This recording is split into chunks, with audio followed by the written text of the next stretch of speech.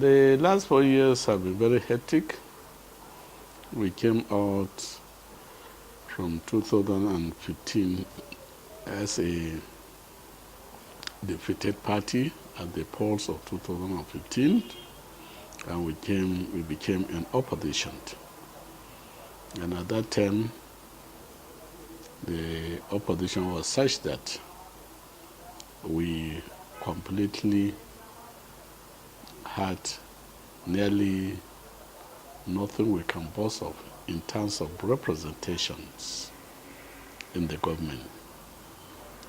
Our only law was that the southern part of the state, as of Kaduna Zone 3 in particular, produced 4 members of the House of Reps,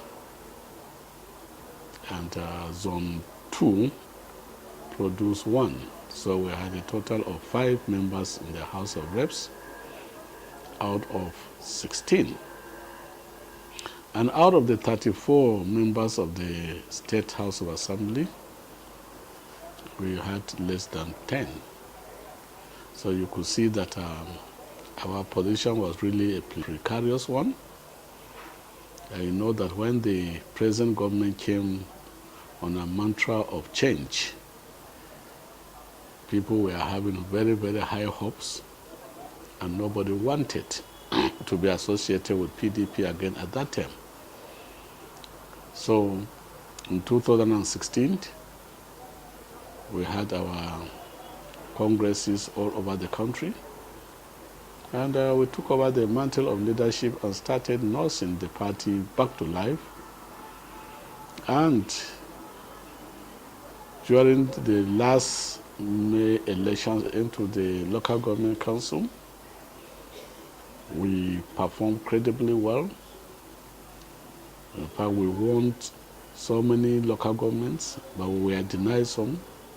Some up to now the government could not even continue with the elections. They abandoned the elections when they realized that PDP was getting too strong and that they could not just win elections anyhow. So they ended up appointing people. So we are having a situation in Kaduna State today when we have elected councils alongside appointed caretaker committees, which is very, very unfortunate. But that brought us the source of strength that we wanted. Then at the national level, we are fortunate that the party, after a lot of legal tussles, Senator Makarpi, who happened to come from Kaduna State, was the focus person at that time.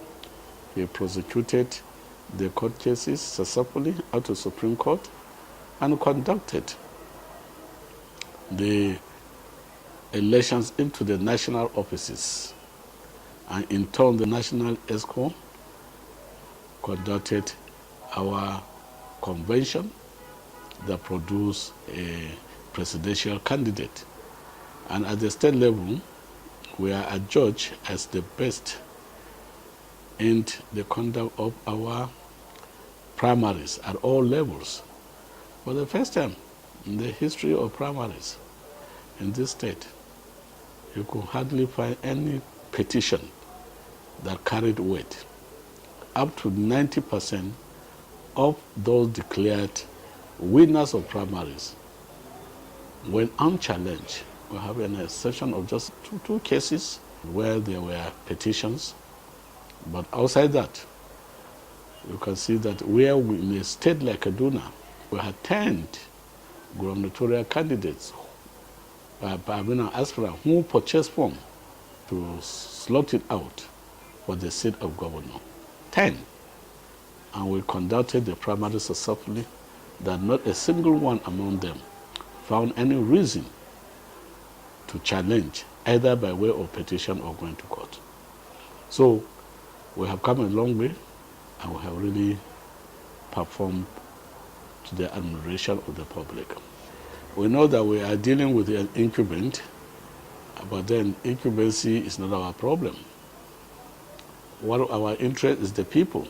And as I will sit down, I can tell you without any fear of contradiction that we have the sympathy of the electorate of Kaduna State. And we are battle ready, and we are sure that by the grace of God, we will take over government. Our presidential candidate is a dogged political juggernaut, a fighter par excellence, and somebody who has been at the helm of affairs as a vice president for good 8 years in this country. A successful businessman also. And he is a household name anywhere you go to in Nigeria. And he's a humane person, a person who cares about the other people, and a person who go to any part of the country, you could see his marks.